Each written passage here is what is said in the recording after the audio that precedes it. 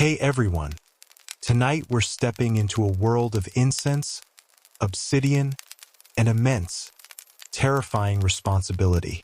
We are climbing the steep steps of the Great Pyramids of Tenochtitlan, not as a victim, but as the one holding the blade. We're going to a place where devotion was measured in blood, where the gods were perpetually hungry, and where your hands, though consecrated, were never truly clean. Welcome to the Aztec priesthood, a life of immense power, profound asceticism, and the crushing, cosmic burden of keeping the entire universe from collapsing into darkness.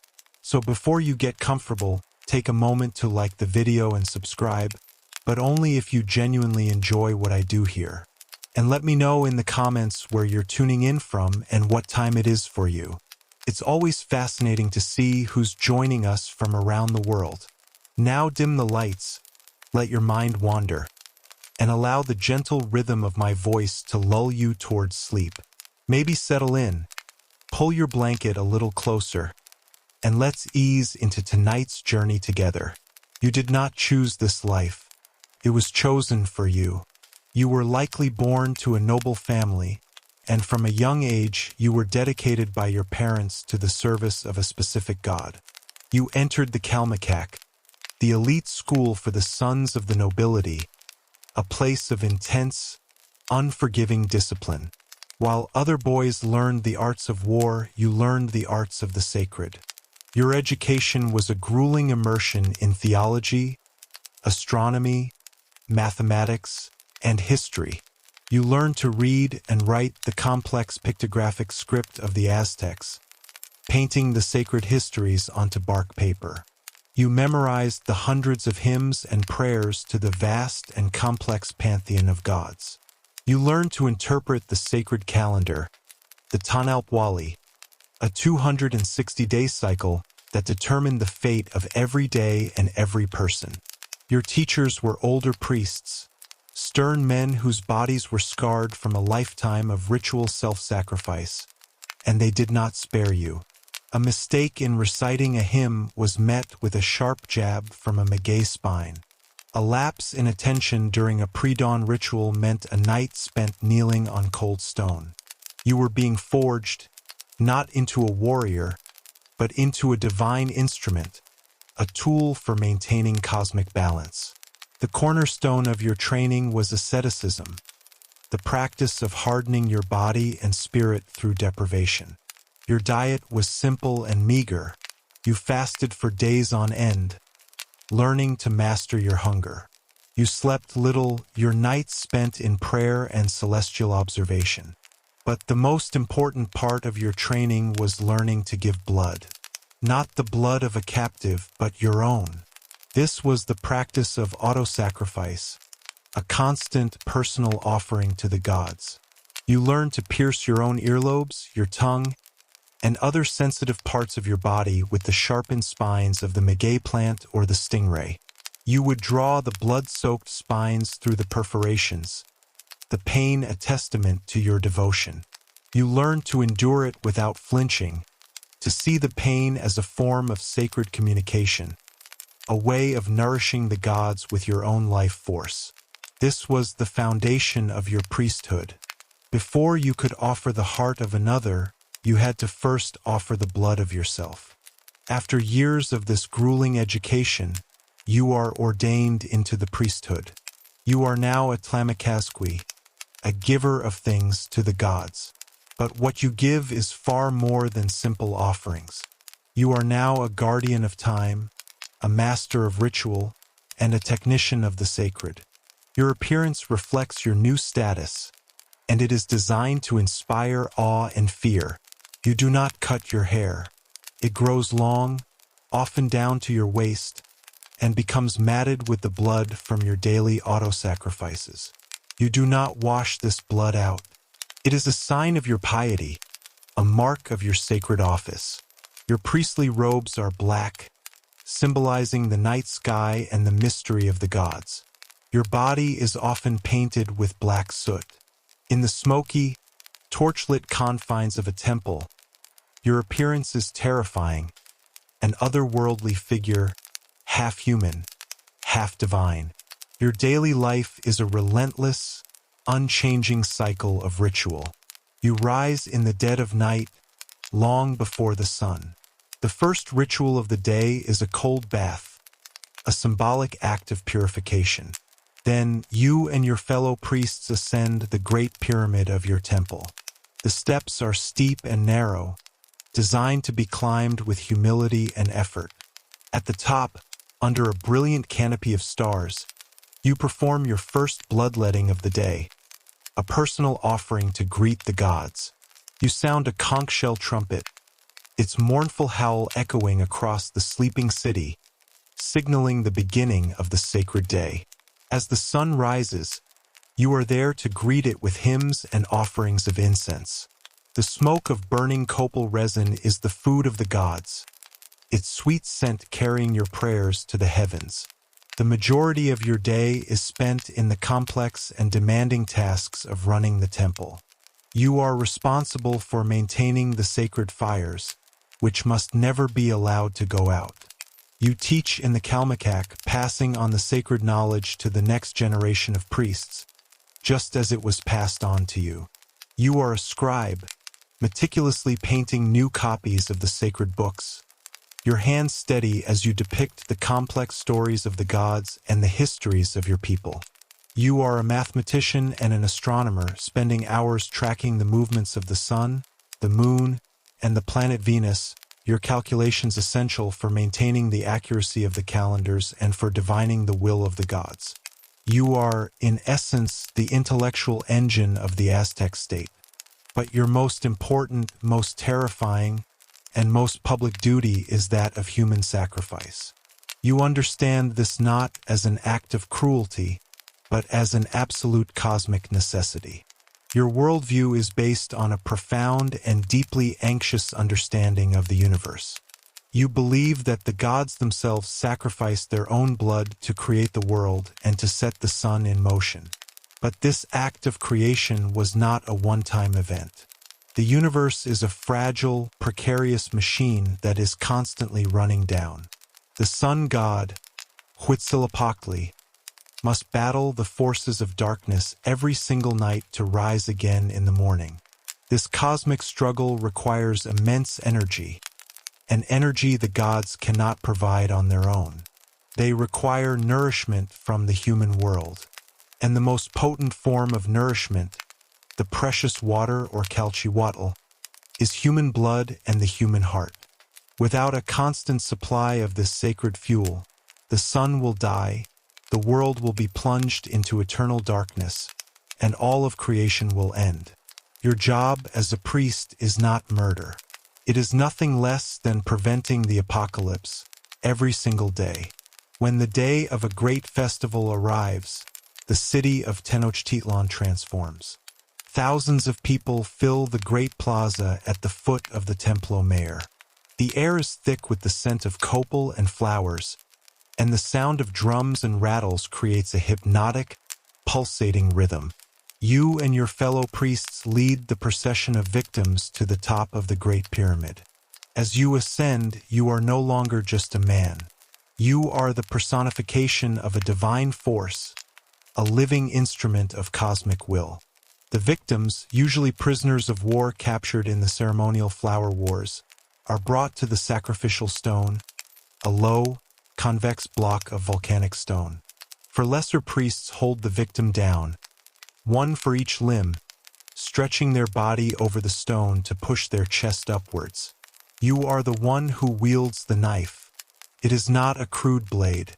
It is a work of art, a beautifully crafted ceremonial knife with a handle of turquoise mosaic and a blade of razor-sharp obsidian. You raise the knife, and for a moment, you are the most powerful man in the empire, the conduit between the human and the divine. The act itself is swift, precise, and practiced. A single, clean cut below the ribs, and you reach into the chest cavity to sever the arteries and remove the still-beating heart. You hold it up to the sun, a steaming offering to the hungry god. The crowd below roars its approval. This is a moment of profound religious ecstasy, a collective participation in the salvation of the world. The victim's body is then rolled down the steep steps of the pyramid, a disposable vessel whose precious contents have been given to the gods. This is a gruesome, bloody, and emotionally devastating task. How does a person cope with performing such an act day after day? The answer lies in your training and your worldview. You have been desensitized to blood and pain from a young age through your own acts of auto-sacrifice.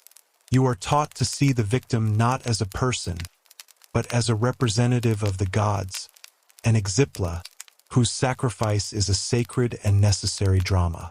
You are not a killer. You are a cosmic surgeon, performing a vital operation on the universe itself. But even so, the psychological toll must have been immense.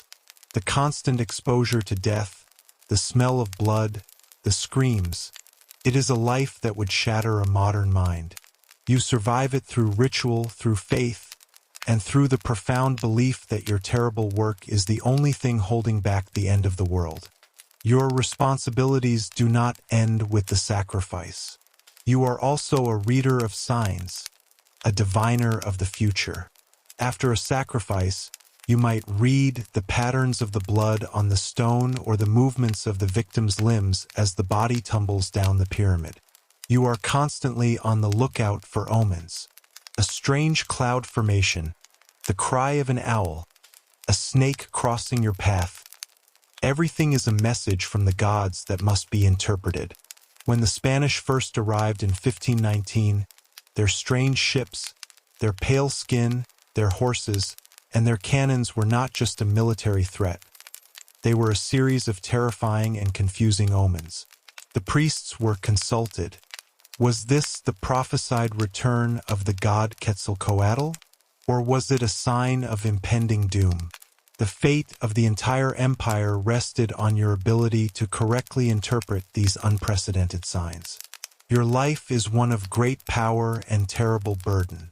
You are respected and feared. You advise kings and command the spiritual life of millions. But you have no personal life. You are celibate. You own no property. Your every waking moment is dedicated to the service of gods who are demanding, capricious, and perpetually thirsty. You live in a state of constant low-grade anxiety, knowing that a single mistake in a ritual, a single miscalculation in the calendar, could bring ruin upon your people.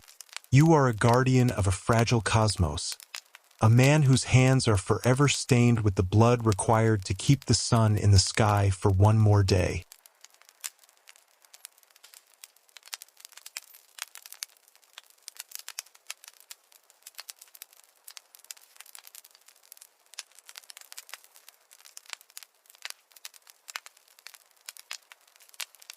You wake up to the familiar, chaotic symphony of a Renaissance city, perhaps Florence or Bologna in the early 16th century. The air smells of baking bread, of horse manure, and of the Arno River. You are not a great artist sculpting marble, nor a prince navigating the treacherous currents of politics. You are a barber-surgeon, a master of a trade that is a strange, messy, an absolutely essential hybrid of grooming and gore. Your shop, marked by a red and white striped pole, is a hub of community life. People come to you for a shave, a haircut, and a bit of local gossip. But they also come to you with their dislocated shoulders, their festering wounds, and their aching teeth. You are both a beautician and a butcher, your razor as adept at creating a clean jawline as it is at opening a vein. Your shop is a single, cramped room, open to the street. It is not a sterile, white operating theater. It is a place of business, and it smells like it. A mixture of scented hair tonics, soap, and the faint, coppery tang of old blood. Your tools are laid out neatly on a wooden table, a testament to the dual nature of your profession. On one side, you have the tools of the barber. Sharp razors honed on a leather strop, fine-toothed combs of bone and wood, scissors for trimming beards, and bowls for lathering soap. On the other side, you have the tools of the surgeon, a collection of implements that look more like they belong in a carpenter's workshop or a torture chamber. Let's examine your toolkit, a gruesome but fascinating collection. For the most common medical procedure you perform, bloodletting, you have several options. There is the phleem, a small, sharp instrument used to make a quick, precise cut in a vein, usually in the crook of the elbow. You also have a spring-loaded scarificator, a small metal box with multiple hidden blades that, when triggered, make a series of parallel cuts on the skin. This is used with a glass cup, which is heated and placed over the cuts. As the air inside the cup cools, it creates a vacuum, drawing the bad blood to the surface. And of course, there are the leeches, slimy, writhing creatures you keep in a jar of water. You apply them to the patient's skin, and they gorge themselves on blood, a form of natural, localized phlebotomy. You understand illness through the ancient lens of the four humors, and you believe that bleeding is the single most effective way to restore a patient's humoral balance. You perform it for everything from fevers and headaches to melancholy and indigestion. Your next most common task is dental work. There is no such thing as a specialized dentist. If a person has an aching tooth, they come to you. Your primary tool for this is the dental pelican, a terrifying-looking metal instrument with a curved claw that hooks under the tooth and a fulcrum that rests on the gum. You use it to wrench the tooth from the jaw with a sickening crunch. There is no anesthetic, of course, beyond a large swig of strong wine or brandy for the patient to gulp down beforehand. You also have tooth keys which work like a corkscrew and simple, brutal forceps. Your job is not to save the tooth, but to remove the source of the pain as quickly and violently as possible. The screams of your dental patients are a regular feature of the neighborhood's soundscape. As a surgeon, you are also expected to deal with the grim realities of urban life, wounds. A man comes to you after a street brawl, his arm laid open by a dagger. You must clean the wound, perhaps with wine, which you know helps to prevent it from festering, though you do not understand the science of why. Then you must stitch it shut. Your needle is a curved piece of bronze or iron, and your thread is made of silk or animal sinew. Again, there is no anesthetic. The man's friends hold him down as you work, his groans of pain echoing in your small shop. If the wound is already infected, your work is more drastic. You might have to use a red-hot cauterizing iron to burn the poisoned flesh and seal the blood vessels. The smell of burning meat is one you have become accustomed to. And then there are the amputations.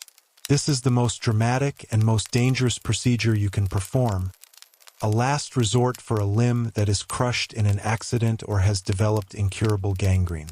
This is not surgery. It is high-speed butchery. Speed is everything. A prolonged procedure means more blood loss and more shock, both of which can kill the patient.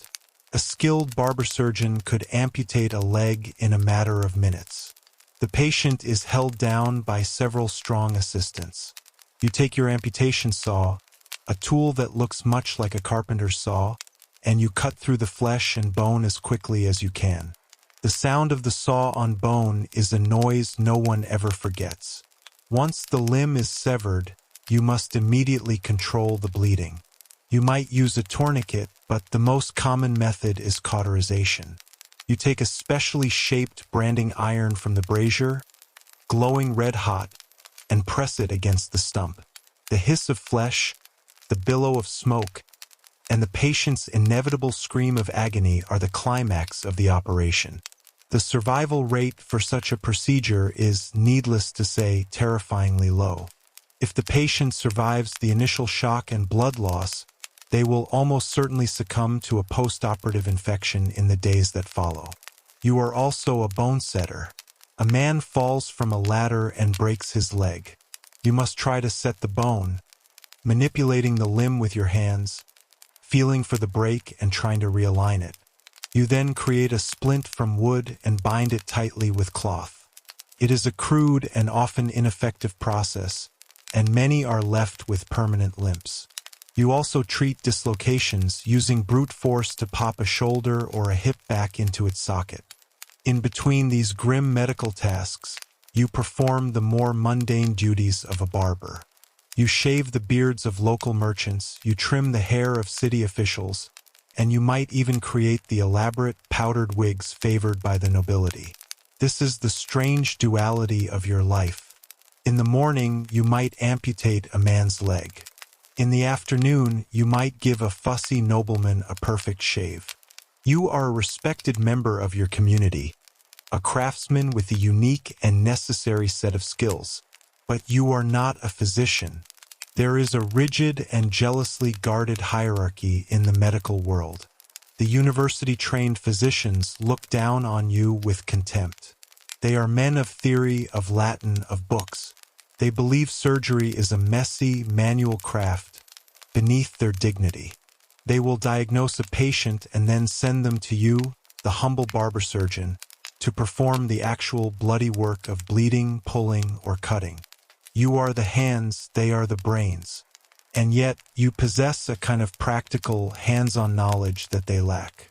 You have seen the inside of a human body, from experience what works and what does not. While they quote Galen, you are the one stopping the bleeding. Your life is a constant, intimate dance with the pain and fragility of the human body. You are surrounded by blood, by screams, and by the ever-present threat of infection. You are part craftsman, part showman, and part healer.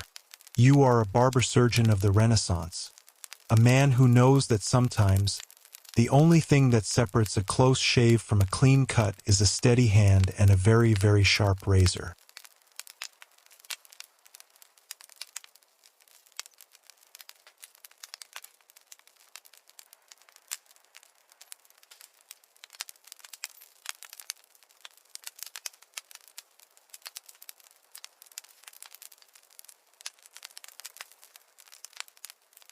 The first light of dawn finds you not in a city, but on a farm in the rolling hills of Umbria, sometime in the early 2nd century AD, during the reign of the Emperor Trajan. You are 17 years old. Your name is Lucius, and today is the day your life changes forever. You are not the son of a senator, destined for a life of politics and poetry in Rome. You are the son of a farmer, a man whose hands are as tough as old leather and whose life has been a long, hard negotiation with the soil. For years you have worked alongside him, your muscles hardened by the rhythm of plowing, planting, and harvesting. But the farm is small, and your older brother will inherit it. For a second son like you, the path forward is not behind an ox, but behind a shield. Today, you are leaving home to enlist in the Roman legion. It is a decision that fills you with a potent, terrifying mixture of pride, ambition, and profound, unspoken fear. Your morning begins like any other. You are woken by the crowing of the rooster, not by the sound of a bugle. You share a simple breakfast with your family. Coarse bread, a bit of cheese, and watered-down wine. The mood is somber.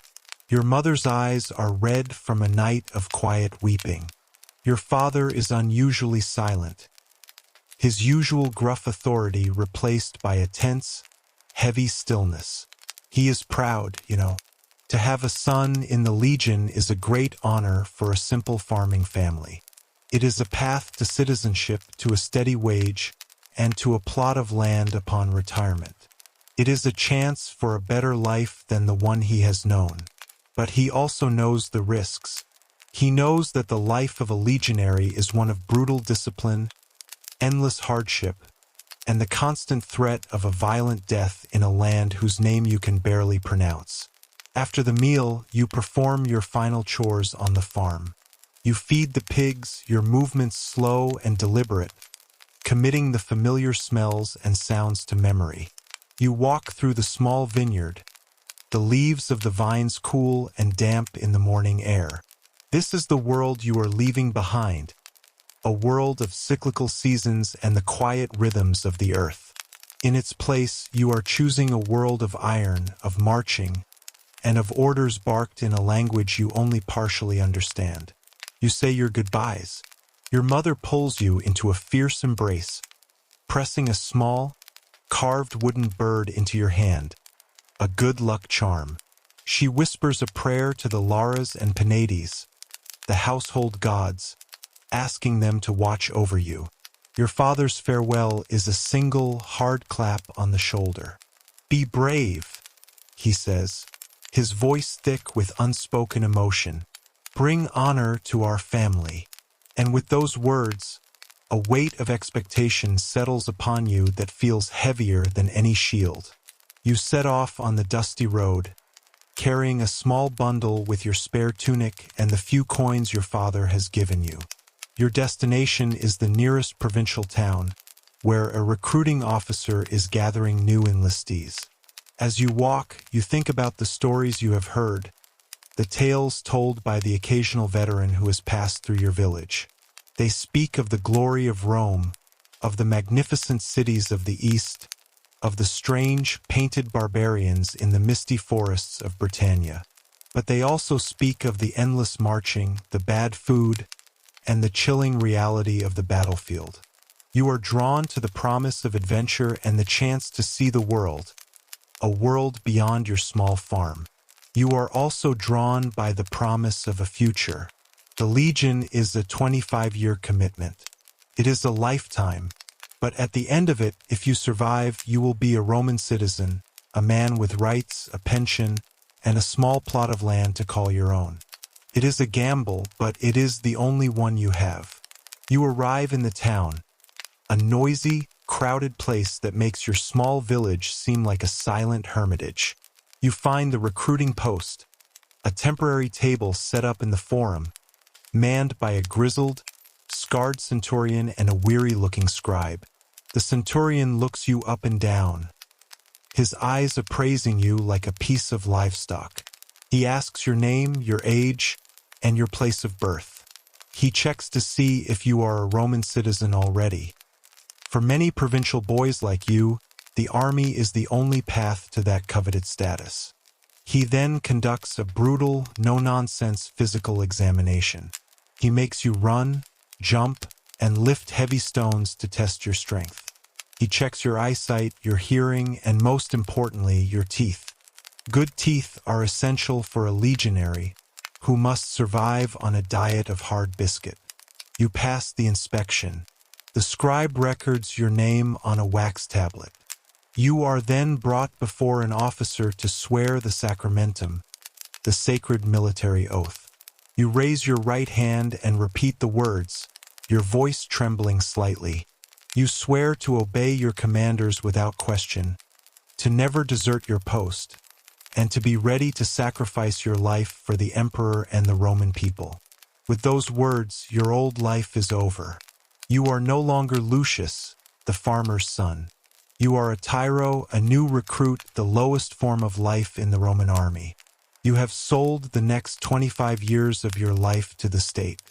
You are given a small advance on your pay, but it is immediately taken back to cover the cost of your new equipment. You are issued your gear, and you begin to feel the literal weight of your new profession. There is the woolen tunic, the heavy leather sandals, caligy, that will give you blisters for months, and the thick, coarse cloak. But the most important items are your armor and your weapons. You are handed the Larica segmentata, the iconic segmented plate armor of the legionary. It is heavy, complex, and you struggle to figure out how to put it on. You are given a large, rectangular shield, the scutum, which feels like a small door strapped to your arm. You receive your helmet, the galea, and your 2 javelins, the pila. And finally, you are given your sword, the gladius, a short, brutally efficient stabbing weapon. All of this gear weighs over 60 pounds, and you will be expected to march 20 miles a day carrying it, along with your own pack, which contains your rations, your cooking pot, a shovel, and a saw. You spend your first night not in a comfortable barracks, but in a temporary camp with the other new recruits. It is a rough, intimidating environment. You are surrounded by strangers from all corners of the province. Each one is young and as scared as you are. The veterans who are supervising the recruits treat you with open contempt. They call you names, they mock your clumsiness. They are looking to break your civilian spirit and rebuild you into a soldier. You eat your first army meal, a tasteless porridge of wheat and a piece of hard, sour bread.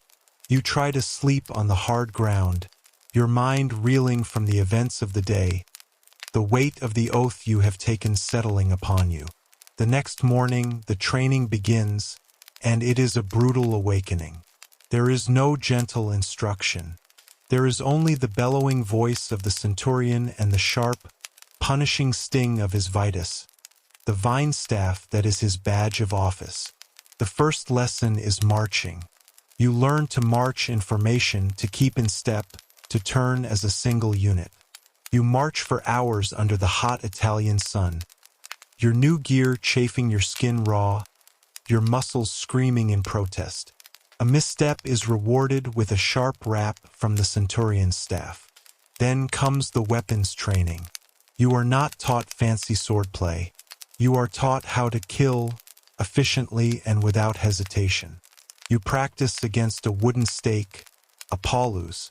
You are taught the legionary's primary move. Not a slash, but a thrust. You hold your shield locked with the man next to you, creating a solid wall of shields, and you thrust with your gladius from behind this wall. Thrust, don't cut, the centurion roars. A cut can be blocked by armor. A thrust finds the gut. You practice this move thousands of times until your arm is numb. You are no longer an individual. You are part of a machine, a human meat grinder. You learn that your survival depends not on your own skill, but on the man standing next to you, on the integrity of the shield wall. This is the brutal, dehumanizing, and ultimately life-saving lesson of the Legion. This is your new life, a world of iron discipline, of endless marching, and of the cold, hard calculus of the battlefield. As you collapse onto your pallet at the end of your first full day of training, your body a constellation of aches and bruises, you think of your father's farm, of the quiet rustle of the vineyard, a world that now seems as distant and as unreal as a dream. You have survived your first day. You have 9,124 more to go.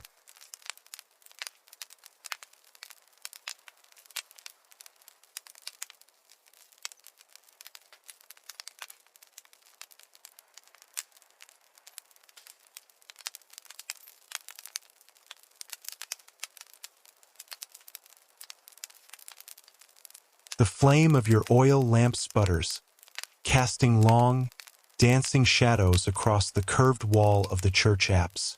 The air is cold and smells of damp plaster, of linseed oil, and of the faint, sweet scent of incense that seems to have permanently seeped into the stone.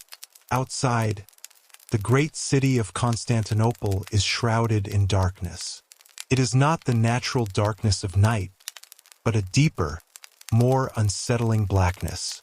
The city is in the grip of one of its periodic crises, perhaps a siege that has cut off the supply of olive oil, or an economic downturn that has made fuel a luxury too dear for the common church. The great candelabras that should illuminate your work are cold and empty, but the saints cannot wait for the return of normal times. The deadline for the church's consecration is looming, and your work must continue. You are a Byzantine mosaicist, an artist of immense skill and quiet faith, and tonight, you must learn to paint with fire and shadow. Your task is to create a portrait of a saint, perhaps Saint Nicholas or the great Archangel Michael, in the magnificent, glittering medium of mosaic. This is not like painting with a brush. It is a slow, painstaking process of assembling a work of art from thousands of tiny, individual pieces of colored glass and stone, known as tesserae. By day, your workshop is a vibrant place, with apprentices carefully chipping away at large slabs of colored glass, sorting the tiny cubes by color and shade into dozens of different wooden trays. You have a dazzling palette to work with, brilliant blues made with cobalt, rich greens from copper, fiery reds and oranges, and most importantly, the gold leaf tesserae that will make your final creation shimmer with a divine, otherworldly light. These are made by sandwiching a wafer-thin sheet of pure gold between two layers of clear glass. But tonight, all that vibrant color is muted, transformed by the fickle, moving light of your small lamp. You are working on a high wooden scaffold, perched precariously close to the curved ceiling. Below you, the floor of the church is lost in shadow. Your only companions are your apprentice, who holds the lamp steady for you, and the great, dark, empty space that echoes with every small sound. You have a small tray of tesserae beside you, and a bowl of wet plaster. The process is a slow, meticulous dance. You take a small amount of the wet plaster and apply it to a section of the wall, an area no larger than your hand. Then, working quickly before the plaster begins to set, you begin to place the individual tesserae. This is where your genius must adapt to the darkness. In the flickering, low-angled light of the oil lamp, colors can be deceptive. A dark blue can look almost black. A subtle shade of gray can disappear entirely. But you are not just working with color. You are working with light itself. You have learned, through years of experience, how to manipulate the angle of each individual piece of glass to catch the light in a specific way. You know that by setting a gold tesserae at a slight, almost imperceptible angle, it will catch the light from a distant window or a future candle in a way that creates a brilliant, shimmering flash. You are not just creating an image. You are creating a surface that will interact with light, that will change and move as the viewer walks through the church. Tonight, under these difficult conditions, this skill is more important than ever. You are, in essence, painting for a future light. You cannot see the full effect of your work now. You must trust your hands, your experience, and your mind's eye. You must imagine how this small patch of mosaic will look in the bright sunlight of morning, or in the glow of 1,000 candles during the Easter liturgy. Your apprentice holds the lamp close, and you squint, your eyes straining in the gloom. You select a piece of glass, press it into the wet plaster, and then take a small hammer and a flat-edged tool to tap it gently into place, ensuring it is at the perfect angle. It is a slow, deeply focused process. Each tiny piece is a prayer, a single note in a vast, silent symphony of light and color. Hours pass. Your back aches from crouching on the scaffold. Your eyes burn from the strain of working in the near darkness. The oil in your lamp runs low, and your apprentice must climb down the ladder to refill it, leaving you for a few terrifying moments in almost total blackness, clinging to your high perch. But you continue. Your mind is filled with the theology of your art. You are not just decorating a wall. You are creating a window into heaven. The saints you depict are not just historical figures. They are living presences, intermediaries between your world and the divine. The gold background you are creating is not just a color. It is a symbol of the divine, uncreated light of God. Your task is to make this divine light tangible, to make it shimmer and live in the dark, cavernous space of the church. The power outage, the lack of oil, the darkness, these things that seem like a hindrance are, in a strange way, a part of the process. They force you into a deeper state of concentration. They strip away the distractions of the world and leave only you, the wall, the plaster, and the small, glittering pieces of glass. This is an act of faith performed in the dark. It is a testament to the belief that even in a time of crisis, of scarcity, of literal and metaphorical darkness, the work of creating beauty for the glory of God must continue. You are part of a long chain of anonymous Byzantine artists who created some of the most beautiful art in human history under conditions that would seem impossible to a modern artist. They worked in dimly lit churches, on high, dangerous scaffolds, their work driven by a faith that was as solid and as enduring as the stone walls they covered. As the first, faint, gray light of dawn begins to filter through the high windows of the apse, you can finally see the result of your night's labor. The new patch of mosaic glitters faintly, the gold tesserae catching the weak morning light. It is a small piece of a much larger puzzle, a few hundred tiles in a sea of millions. You have brought a small patch of heaven to life on this cold, dark wall. You are exhausted, your body aching, but your spirit is calm.